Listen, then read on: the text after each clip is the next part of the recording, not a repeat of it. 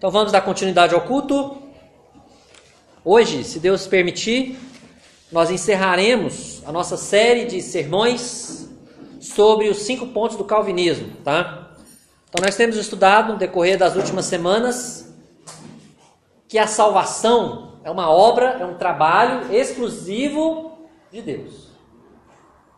A salvação começa em Deus e termina em Deus. Eis os 5 pontos, vamos lá. Primeiro ponto, depravação total. Esse primeiro ponto ele explica, ele ensina que todos os homens, ou seja, todos nós, estamos naturalmente mortos diante de Deus por causa do pecado que há no homem, ok? E em virtude disso, os homens são totalmente incapazes de salvarem-se ou de obterem a salvação por si mesmos. Nós aprendemos isso lá em Romanos capítulo 3, ok? A Bíblia fala que todos estão mortos nos seus delitos e pecados. E somente aqueles que se convertem a Cristo, não é que passam a ter vida. Antes da conversão, todos estão mortos nos seus delitos e pecados. Isso é depravação total. Aprendemos o segundo ponto do calvinismo, da eleição incondicional, que diz que antes mesmo de criar o mundo, Deus já havia soberanamente escolhido homens para serem seus servos.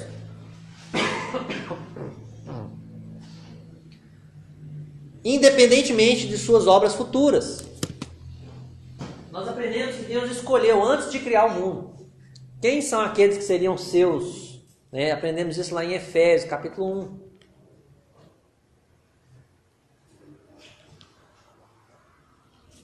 Terceiro ponto é a expiação limitada, que diz que no tempo certo, Deus enviou seu Filho, Jesus Cristo, para morrer na cruz e pagar a dívida de pecado de todos os seus eleitos, e somente dos seus eleitos. Eu vou repetir isso. A expiação limitada ensina que no tempo certo, Deus enviou Jesus Cristo, seu único Filho, para morrer na cruz e pagar a dívida de pecado de todos os eleitos e somente dos eleitos. Aprendemos isso em Romanos, capítulo 8, semana passada. O quarto ponto do calvinismo é a graça irresistível, que ensina que Deus decidiu, por causa do grande amor dele, atrair o homem morto para perto de si, para ouvir sua palavra, arrepender-se de seus pecados e crer em Jesus. Com base lá em João 6,44. Então, na noite de hoje, se Deus assim permitir, nós vamos estudar o quinto dos 5 pontos, chamado de perseverança dos santos. Aprenderemos hoje que os escolhidos de Deus, os eleitos de Deus, eles exibirão uma vida de perseverança na fé. Os eleitos vão perseverar, irmãos. Eles vão crescer espiritualmente. Eles vão buscar a Deus. Eles vão ouvir a voz de Jesus. Não para alcançar a salvação, mas como uma marca distintiva de sua nova natureza em Cristo. Ok? Então peço que vocês abram sua Bíblia comigo em João, capítulo 8, verso 31.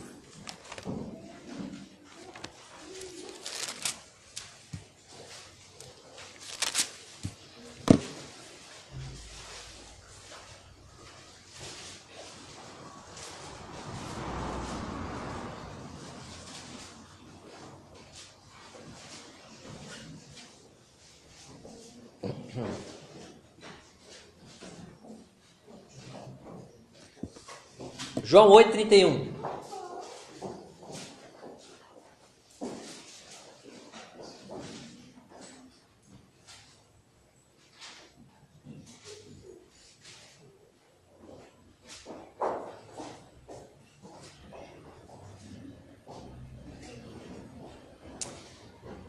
Se você tem a mesma tradução que eu, vamos fazer a leitura juntos. Evangelho de João, capítulo 8, verso 31. Diz assim: Disse, pois, Jesus aos judeus que haviam crido nele: Se vós permanecerdes na minha palavra, sois verdadeiramente meus discípulos. Feche os olhos, vamos fazer uma oração. Ó meu Deus, estamos aqui diante da tua presença, reunidos como igreja, nesse momento, para aprendermos da sua palavra, para ouvirmos do Senhor, Deus, daquilo que o teu Espírito quer aplicar em nossos corações.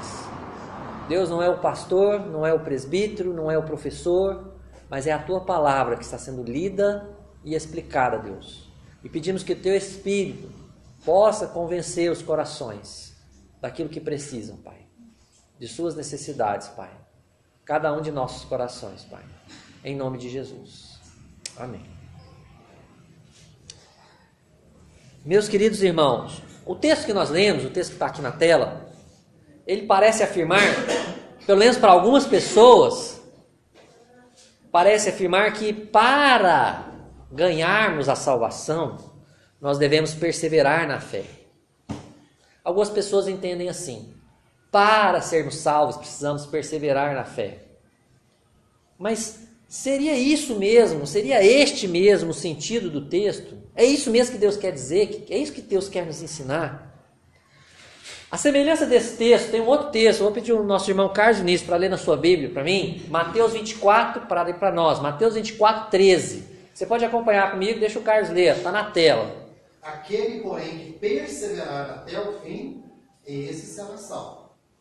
Aquele, porém, que perseverar até o fim, esse será salvo. Então, a semelhança do primeiro versículo, esse versículo de baixo, na opinião de algumas pessoas, também dá essa impressão, né? Então, que eu vou ser salvo com base na minha perseverança. Então, é a minha perseverança que me salva. Alguns interpretam assim, ok? Quer a palavra de Deus afirmar isso? Que a salvação depende do meu esforço? Olha só, deixa eu dar uma dica muito importante para vocês, tá? Quando a gente pega versículos da Bíblia que aparentemente se contradizem, a gente precisa ter muito cuidado, tá? Antes da gente afirmar alguma coisa. Então é isso. Se você pega um versículo que diz uma coisa e você lê outro versículo que diz outra coisa, pelo menos que parece dizer outra coisa, não é? Você precisa dar um tempo, comparar um versículo com o outro, ler o contexto do versículo, ler o contexto do outro versículo. O contexto é os versículos que estão antes, os versículos que estão depois, né? Ler o trecho, não só aquele versículo isolado, né? Para você entender tudo que aquele versículo quer dizer, ok? Porque senão, se você concluir muito rapidamente, você pode tirar uma conclusão errada, equivocada, ok? Porque se a Bíblia, irmãos, não se contradiz, porque ela é a palavra de Deus, quer dizer que um versículo não contradiz outro versículo, né? E se um versículo não contradiz outro versículo, o que está errado é o nosso entendimento daqueles versículos, ok? Então, eu gostaria de pedir à nossa irmã Romilda, que leia para mim o versículo de Efésios 2:1. A igreja pode ir acompanhando comigo, para vocês, né? Quem quiser conferir, pode conferir na Bíblia. Eu vou pedir à irmã para ler na Bíblia para mim. Efésios 2:1, pode ler, Romilda.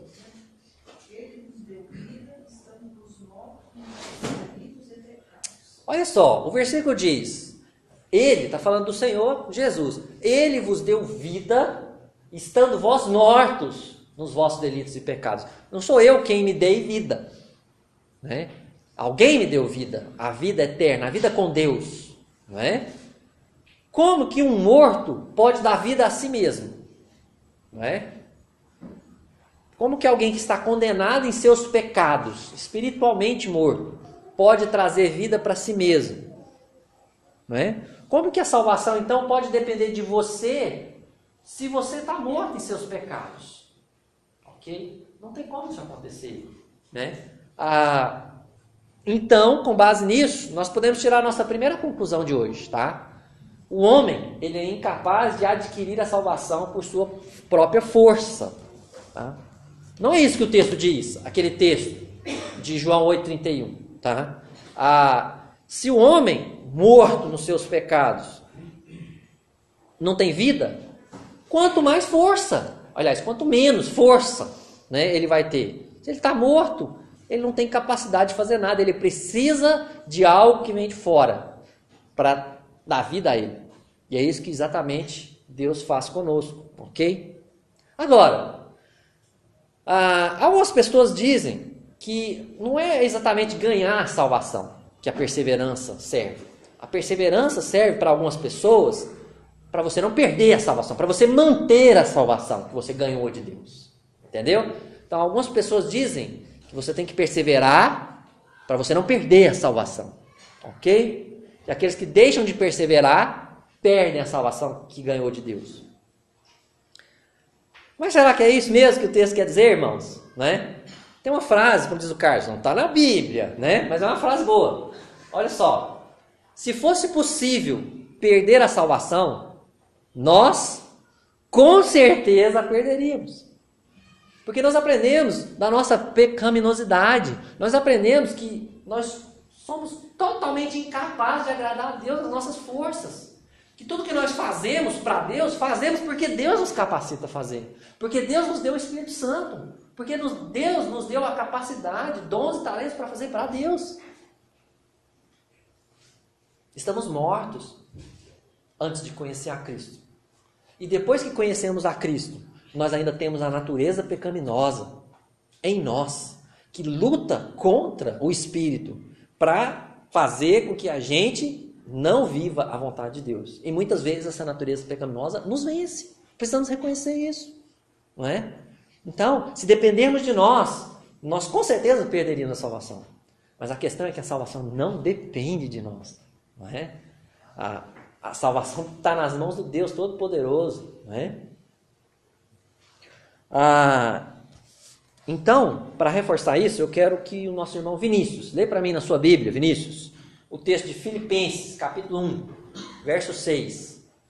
Estou plenamente certo de que aquele que começou boa obra em vós há de completá-la até o dia de Cristo Jesus. Muito bom, garoto. Estou plenamente certo de que Aquele que começou. não foi eu que comecei uma boa obra em mim. E também não sou eu quem vai completar essa obra que Deus começou em mim. Aquele que começou boa obra em vós, ele há de completar essa obra até o dia de Cristo Jesus. A salvação, ela não depende de mim, nem para que eu adquira a salvação e nem para que eu a mantenha. Aquele que começou a boa obra, é ele que vai completar essa obra na sua vida. Concluímos então que o homem é incapaz de adquirir a salvação, mas que também o homem é incapaz de manter a salvação. Porque nós não temos capacidade de manter a salvação. Se Deus não nos desse do seu Espírito e do seu poder, nós não seguiríamos a Deus nem um dia sequer. Não temos essa natureza. A nossa natureza é pecaminosa, herdada de Adão.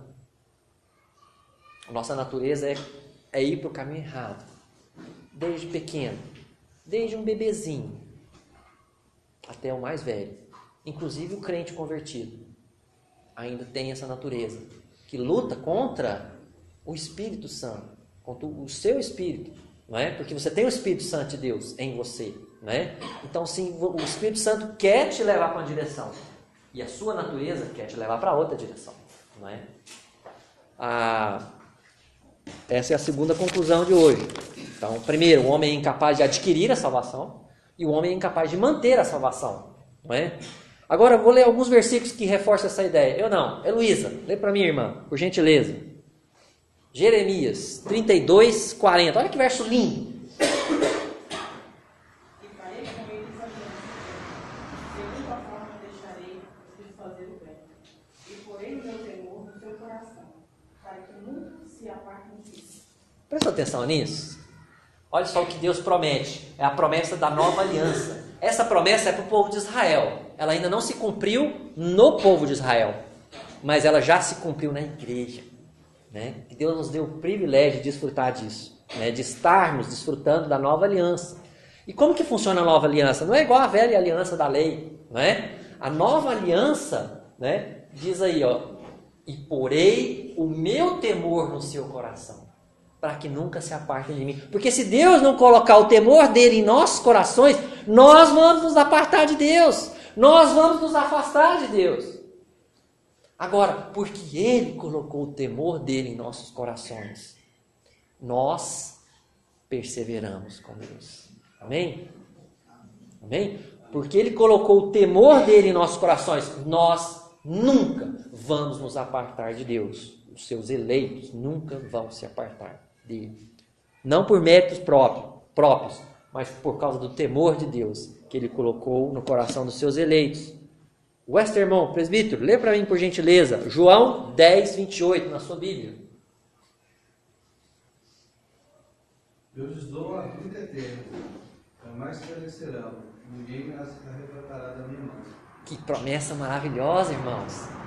Jesus dizendo para as suas ovelhas, olha, eu lhes dou a vida eterna.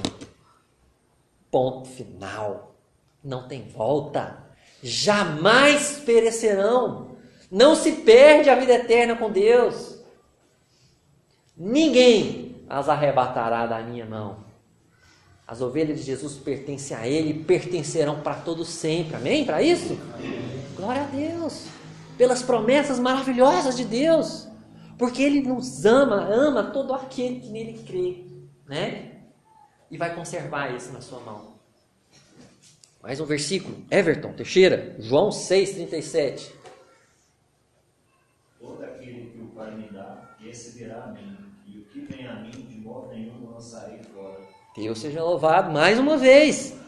Jesus prometendo, todo aquele que o Pai me dá, esse virá a mim. Duas coisas aqui, né? Primeiro, todo aquele que Deus elegeu, escolheu, esse vai até Jesus. Segundo, e o que vem a mim, de modo nenhum lançarei fora. É meu para sempre. É meu para sempre. A salvação não se perde, não porque nós a mantemos, mas porque Deus a mantém por nós, em nosso benefício. Isso é perseverança dos santos. Quer dizer, isso ainda não é a perseverança dos santos, né? Então a pergunta é, o que quer dizer então, João 8,31? Se vós permaneceres na minha palavra, sois verdadeiramente meus discípulos.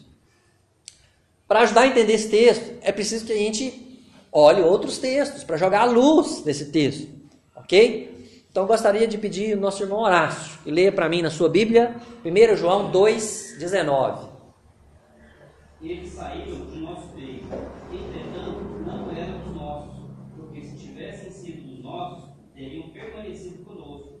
Todavia, eles foram para que ficasse manifesto que nenhum deles é puro. Amém. Olha só, ele está falando dos anticristos, né?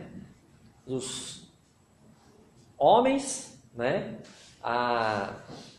Que se passavam, né? Por cristãos, mas na verdade eles estavam combatendo a fé verdadeira, né? Eles não eram cristãos verdadeiros. Diz o texto, eles saíram do nosso meio, entretanto eles não eram, porque se fossem dos nossos, teriam permanecido conosco. Eles se foram, no final do versículo, para que ficasse manifesto que nenhum deles é dos nossos. Então, na verdade, irmãos, a perseverança não é um meio para adquirir a salvação, e nem um meio para manter a salvação. Mas a perseverança é uma marca distintiva daqueles que já foram salvos.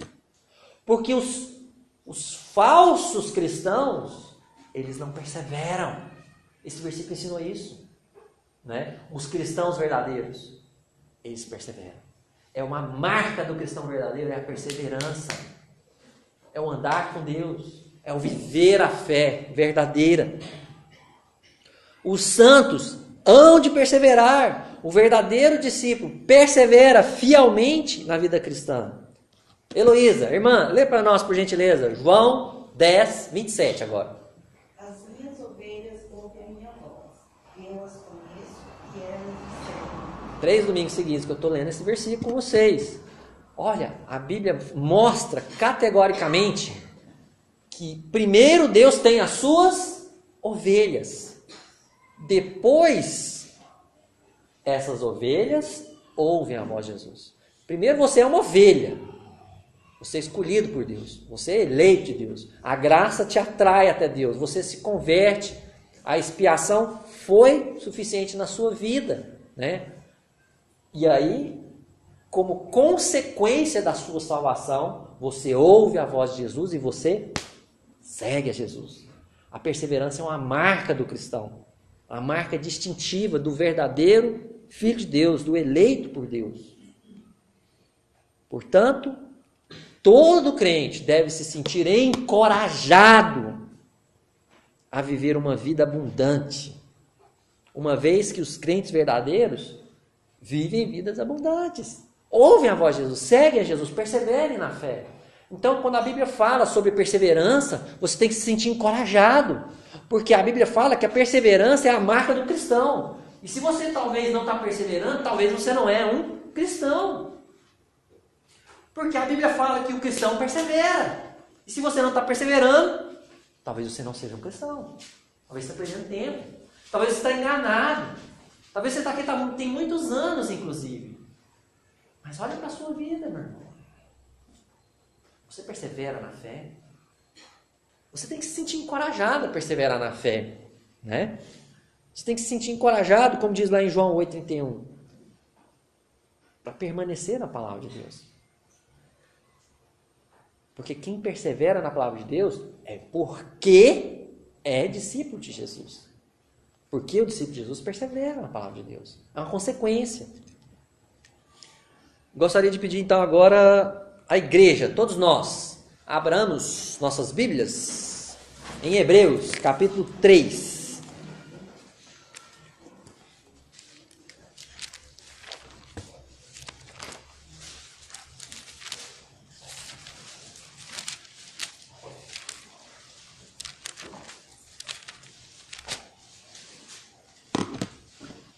Acompanha comigo, não perde tempo, ok? Abre a sua Bíblia e acompanha comigo. Não pesca, não perde. Pode ser que você perca uma coisa muito importante aqui hoje. Com certeza você vai perder algo importante. A palavra de Deus é sempre importante, não é? Então vamos lá. Hebreus, capítulo 3, a partir do verso 12, ok? Vou ler o 12, o 13 e o 14. Tende cuidado, irmãos, jamais aconteça haver em qualquer de vós perverso coração de incredulidade, que vos afaste do Deus vivo. Pelo contrário, olha aqui, ó, como a perseverança é um projeto coletivo, a perseverança é um projeto comunitário. Versículo 13. Pelo contrário, exortai-vos mutuamente uns aos outros, cada dia, durante o tempo que se chama hoje, a fim de que nenhum de vós seja endurecido pelo engano do pecado. Então o versículo está falando, ô Marcos, presta atenção, meu irmão, não anda no caminho errado, não. Ô Rodrigo, presta atenção, anda no caminho certo. Um encorajando o outro, um exortando o outro, animando o outro, para que ninguém seja endurecido pelo pecado. Porque é isso que o pecado faz em nossas vidas. Ele endurece os nossos corações. Versículo 14. Porque nos temos tornado participantes de Cristo, se, de fato, guardamos firme até o fim a confiança que desde o princípio tivemos. Isso aqui chama perseverança, não é? Guardar firme até o fim é perseverar. Então, olha para a sua vida. Se você é uma pessoa que está perseverando, isso é um fruto de um relacionamento com Deus. Isso significa que a árvore está plantada no lugar certo, em Jesus.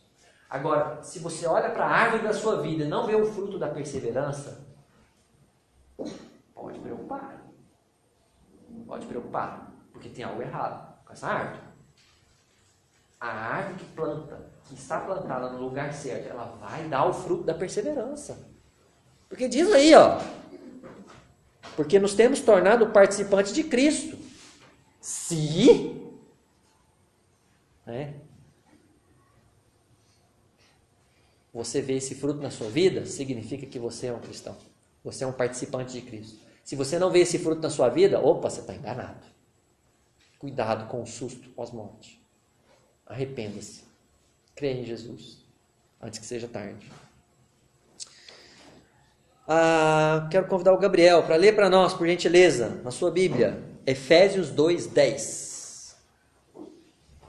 Pois somos feitura dele, criados em Cristo Jesus para boas obras, as quais Deus de antemão preparou para que andássemos nelas. Olha só, nós temos aqueles versículos conhecidos, no versículos anteriores, Efésios 2, 8 e 9, porque pela graça sois salvos, mediante a fé. E esse pacote da salvação, não vem de vós, é dom, não de obras, para que ninguém se glorie. A salvação é de Deus, é presente. Agora, o versículo 10 complementa a ideia. Pois somos feitura dele, criados por ele.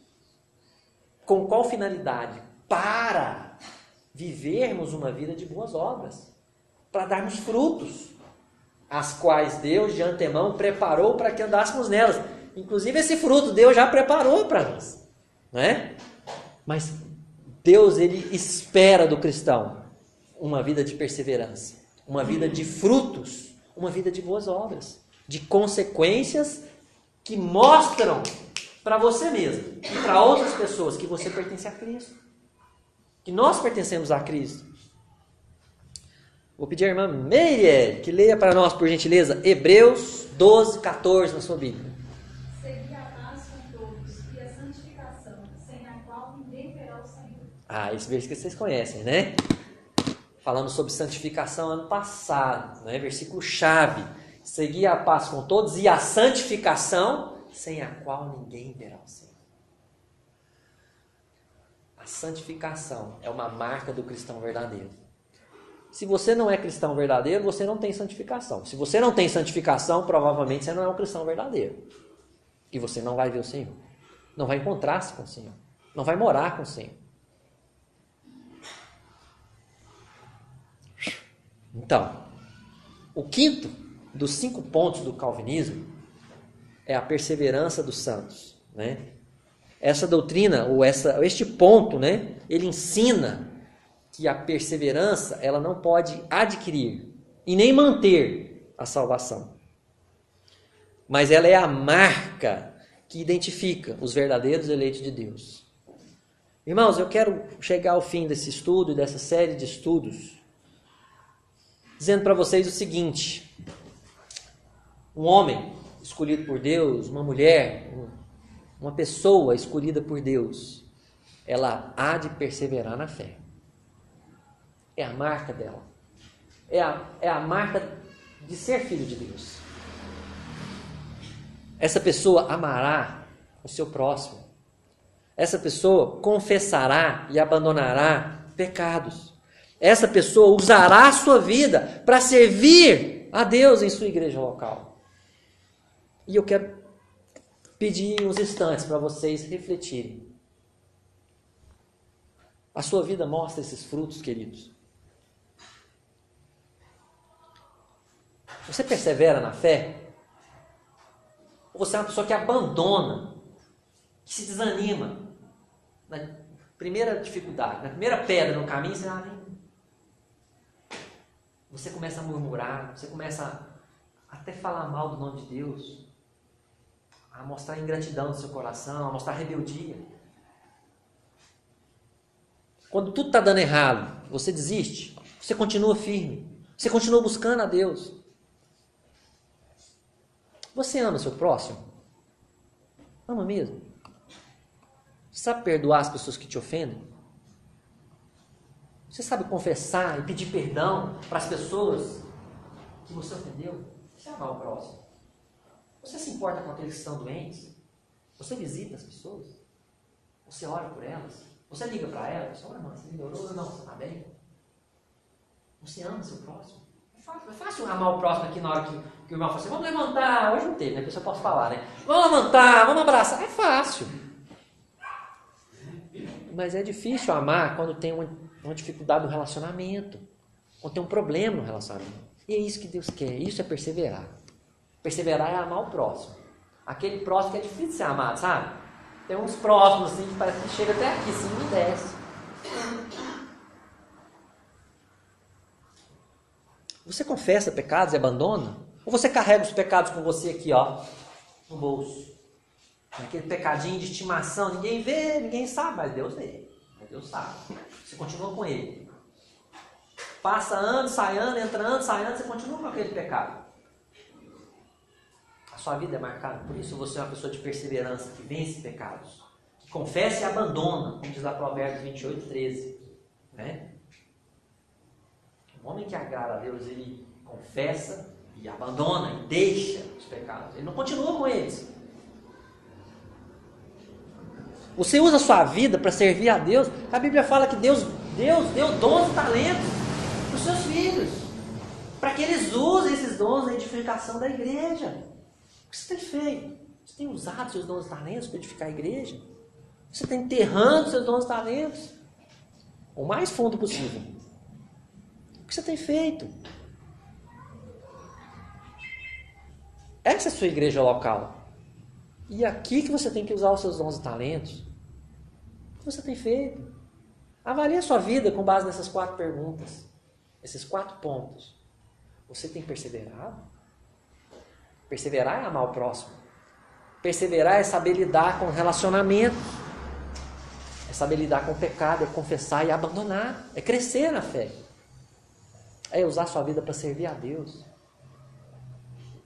Eu quero convidar você nessa noite a fazer um compromisso com Deus. Se a sua vida não tem manifestado fruto, lembra que o versículo que Horácio leu é 1 João 2,19. Talvez você não é dos nossos. Porque aqueles que são dos nossos permanecem, eles perseveram, eles são fiéis a Deus e a sua igreja local. Não se engane, não basta você frequentar a igreja todo domingo. O Carlos comentou isso aqui. Não basta. E eu vou falar mais, não basta só ler a Bíblia na sua casa. Tudo isso é excelente, glória a Deus, porque você frequenta a igreja, porque você lê sua Bíblia. Mas perseverar é mais do que isso. A gente não pode nunca baixar a guarda, achar que está satisfeito, que está bom, ficar satisfeito achando que está bom. A gente tem que ir além. Eu quero convidar vocês para fazerem um compromisso de viver para Deus. De falar, Deus, tem esse ponto na minha vida aqui, ó, que eu estou identificando agora. Eu quero entregar isso na sua mão, de verdade. Eu quero aprender a amar aquela pessoa. Eu quero aprender a me relacionar bem com ela. Eu quero aprender a perdoar aquela pessoa. Eu quero, Deus, que o Senhor quebre a dureza do meu coração e me ensina a pedir perdão para aquela pessoa, pelo que eu fiz com ela. Eu quero, Senhor, que o Senhor me ensina a vencer esse pecado. Eu não estou dando conta, mas me ajuda, Senhor. Eu sei que é errado. Eu sei que te desagrada. Eu quero, Senhor, nunca mais viver nisso. Me tira disso, Senhor. Tira os meus olhos, o meu coração, as minhas paixões, essas coisas. As coisas que eu faço, as coisas que eu falo, as roupas que eu visto. Senhor, trabalha na minha vida. Muda, Pai, a minha maneira de ser, a minha maneira de viver. Fala isso para Deus em oração, se é que você está sentindo isso.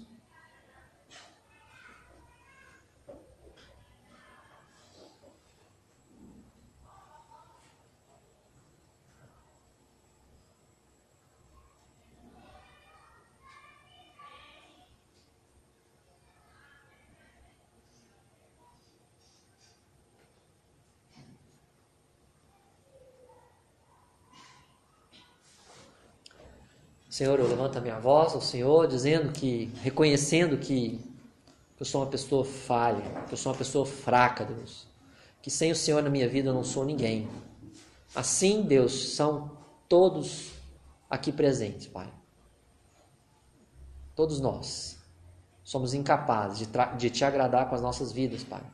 Todos nós carregamos pecados no nosso dia a dia. E eu peço, Deus, que o Senhor tenha misericórdia de nós. Usa o Teu Espírito, Deus, para nos incomodar uma vida nova. Deus, uma vida de conversão verdadeira, que produz frutos verdadeiros, Senhor. Para que no dia do juízo, no dia final, no dia do tribunal de Cristo, o Senhor possa dizer para nós, Deus, muito bom, servo bom e fiel. Entra no gozo do Teu Senhor. Querido Deus, que o Senhor tenha misericórdia de nós, que possamos crescer espiritualmente, que possamos manifestar frutos desse crescimento. Possamos manifestar perdão, amor verdadeiro, amor pela igreja, amor pela tua obra, amor pelos perdidos, Senhor. Ó Deus, não amor pelo mundo, não pelas coisas desse mundo, não pelo dinheiro, Pai. Ó Deus, trabalhe em nossas vidas. Em nome de Jesus, Pai, eu oro e te agradeço. Amém.